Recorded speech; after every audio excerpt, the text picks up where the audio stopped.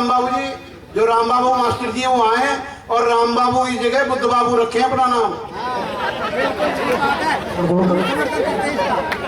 पहले तो आज नाम और 5 मिनट में अपनी बात कहेंगे। थोड़ा सा ध्यान रखिए क्योंकि म्यूजिक वाले आए हुए हैं, लोग म्यूजिक के सुनने के लिए ज्यादा आए। 5 मिनट के लिए ये कह दो मैं क्या करूं, मेरा नाम नहीं बाबा साहब की बात अपना दो। बाबा साहब हिंदू धर्म में पैदा हो, मेरा हाथ में।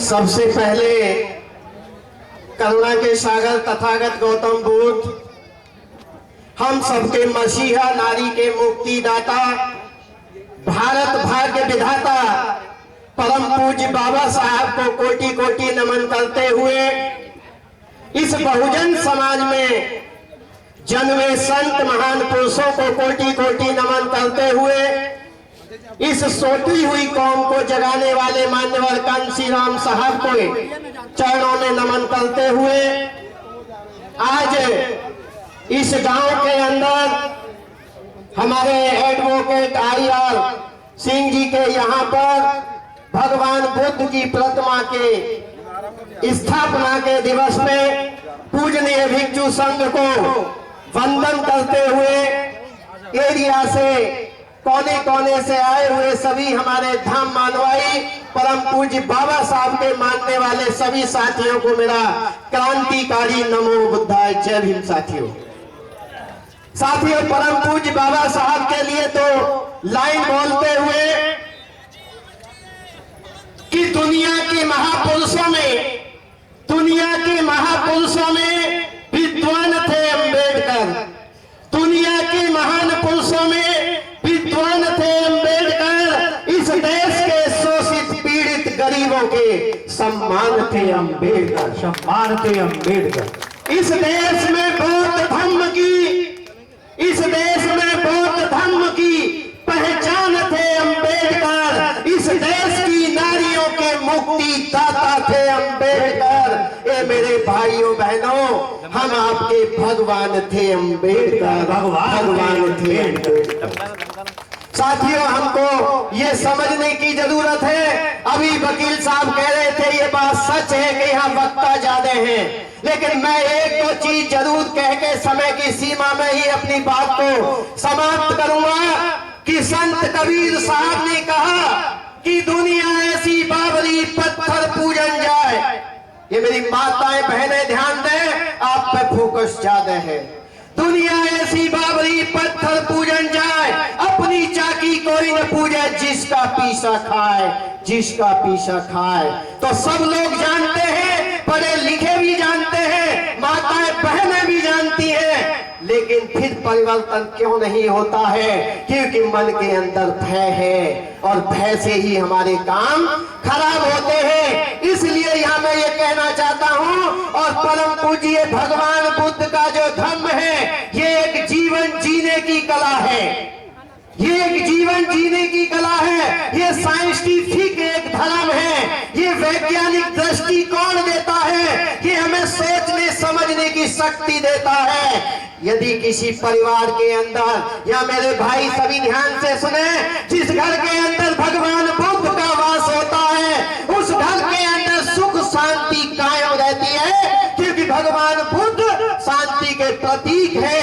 और जिस घर में परम पूज्य बाबा साहब की फोटो लग जाती है, तो उस घर में पढ़े लिखे बच्चे डॉक्टर, इंजीनियर, वकील निकलते हैं, जैसे हमारे वकील साहब बैठे हैं। साथियों, ये सोचने की जरूरत है। हमारे घर में जो अंधविश्वास, पाखंडवाद जो फैला हुआ है, मैं अपनी बहनों से कहना चाहता हूँ, यदि आपके गर्भ में यदि बच्चा पैदा होने वाला है, और यदि आपसे पूछा जाए कि आपका बेटा कैसा हो, तो घर के अंदर जो नशेड़ी और जो हमारी महिलाओं के कपड़े लेके पेड़ों पर चढ़ जाया करते थे, हमेशा नशे में रहा करते थे, क्या आप ऐसी बच्चा पैदा करना चाहोगी? कोई भी बहन नहीं चाहेगी। यदि हम ये कहें कि जिन माता, जिन देवियों से कोई लेना देना नहीं, यदि हमारे घर में बहन बेटी पैदा हो, तो वो कैसी हो?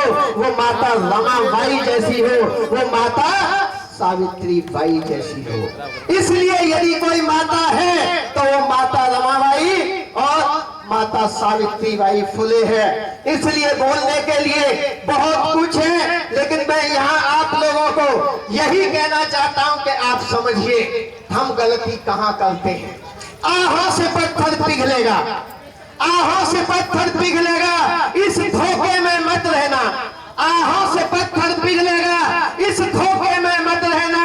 कभी तुम्हें इंसाफ मिलेगा, इस धोखे में मत रहना, इस धोखे में मत रहना। भारत के जर्रे जर्रे में अपना सबका हिस्सा है, पर बुला बुला कर कोई देगा। इस धोखे में मत रहना, इस धोखे में मत रहना। कहा किसी ने तेरे भाग्य में, 1-2 मिनट और लूंगा बस, ज्यादा नहीं। कहा किसी ने तेरे भाग्य में धन दौलत की रेखा है। हमारा समाज ये धन दौलत और ये इसमें लगा हुआ है। किसी ने कहा कि तेरे भाग्य में धन दौलत की रेखा है, अरे छप्पर फाड़ कर धन बरसेगा। इस धोखे में मत रहना, इस धोखे में मत रहना। यदि हमारा भला होगा तो वो परम पूज्य बाबा साहब के बताए हुए रास्ते पर होगा। भगवान बुद्ध के त्रिशरण पंचशील अष्टांगिक मार्ग 10 पारमिताओं को यदि आप अपने जीवन में अपनाएंगे तो हमारा भला जरूर होना ही होना है। मैं बाबा साहब के लिए आखिरी लाइन बोलते हुए, क्योंकि मुझे इशारा हो रहा है, एक शब्द है सिर्फ, बुद्ध, बुद्धू और बौद्ध।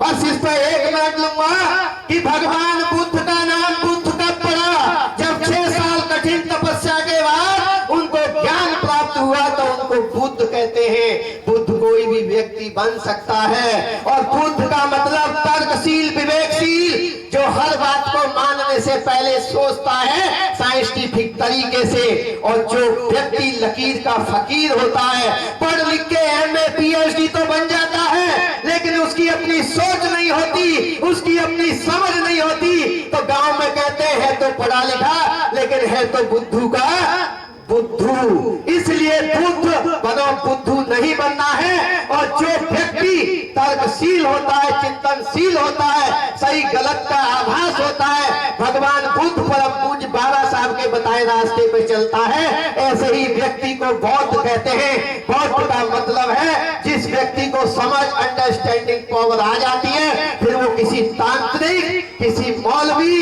किसी देवी देवता के चक्कर में नहीं पड़ता है। तो आज मेरा आप लोगों से यही निवेदन है।